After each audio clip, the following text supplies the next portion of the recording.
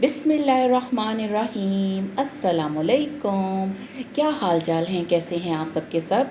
मैं हूं शाज़िया और आप देख रहे हैं आपका अपना चैनल शाज़िया की बातें। तो आप देख रहे हैं कि आज मैंने क्या बनाया है। मैंने बनाया है आज चिकन के कबाब, माशाल्लाह बड़े ही यम्मी और बहुत ही टेस्टी, खा के मज़ा आ जाएगा। चलिए इसे बनाना स्टार्ट करते हैं। तो सबसे पहले मैंने लिया है बोनलेस चिकन। यह है मेरे पास 1 kg, बल्कि मैं पूरा एक पीस ही ले आई थी और उसके खुद ही मैंने छोटे छोटे से टुकड़े किए हैं और इनको अच्छे से वॉश कर लिया है। तो अब मैं इनको प्रेशर कुकर के अंदर डाल रही हूँ। जो कबाब हैं वो बहुत ही मुख्तलिफ तरह के होते हैं और हर तरह के इसकी वो रेसिपीज़ होती हैं, लेकिन आज जो मैंने कबाब बनाए हैं वो बहुत ही मज़े के और बहुत ही टेस्टी। अब इसके अंदर मैं ऐड कर रही हूँ 1 पाव चने की दाल। आप अगर चने की दाल कम रखना चाहते हैं तो कम रख लें। अब एक बड़े साइज़ का आलू था, आप इसको 1 पाव का आलू कह सकते हैं। इसको मैंने धो के छील के इसके छोटे छोटे से टुकड़े कर लिए, बहुत ज़्यादा छोटे नहीं किए। अब मेरे पास है अदरक और लहसुन के 3-4 जवे हैं, अदरक के पीस हैं और 3 अदद हरी मिर्चें हैं। इनको भी मैंने इसके अंदर डाल दिया है क्योंकि हम बना रहे हैं कबाब, तो कबाबों में थोड़ा मसाला भी होना चाहिए। और साबुत काली मिर्चें हैं 1 खाने का चम्मच, 1 छोटी इलायची, 1 बड़ी इलायची और दालचीनी का 1 टुकड़ा।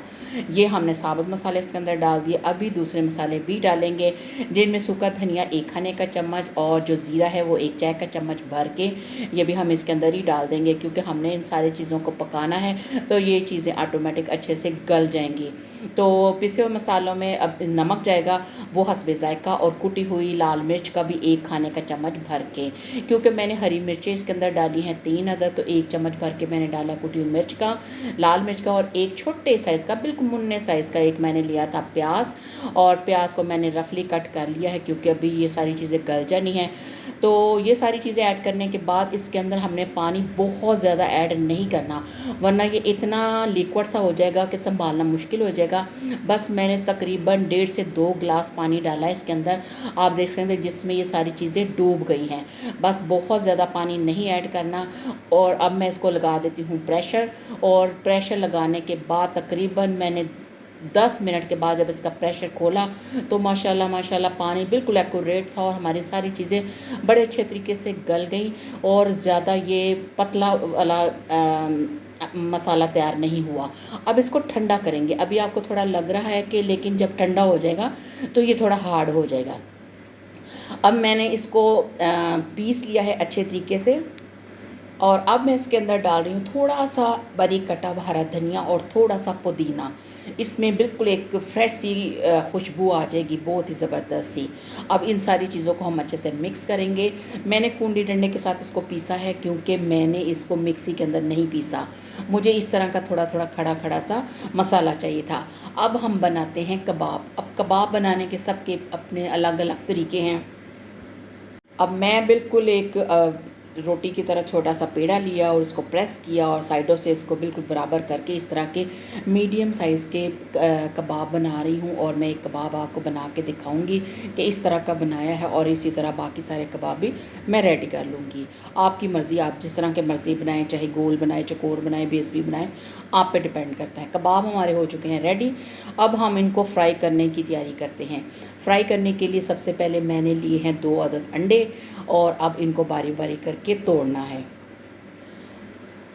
लो जी, एक अंडा मैंने तोड़ लिया। अब दूसरे अंडे की बारी है, और आजकल मौसम थोड़ा गर्म है, इसलिए बड़े ध्यान से आपने अंडे चेक करके तोड़ने हैं, कोई ख़राब ना निकल आए।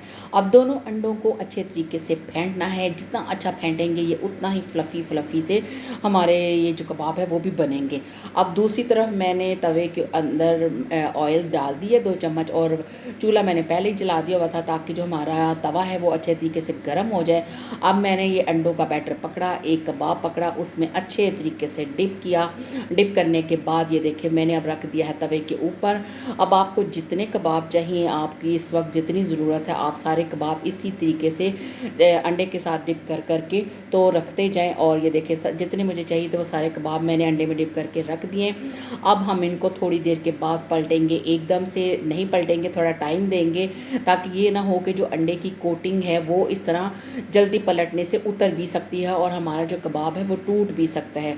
बड़े ही एहतियात के साथ और बहुत ही प्यार के साथ आप इन कबाबों को बनाइए। अब आप देखिए कि कितने मज़ेदार और कितने शानदार से इनका जो कलर है वो बड़ा ही खूबसूरत सा गोल्डन सा आ गया है।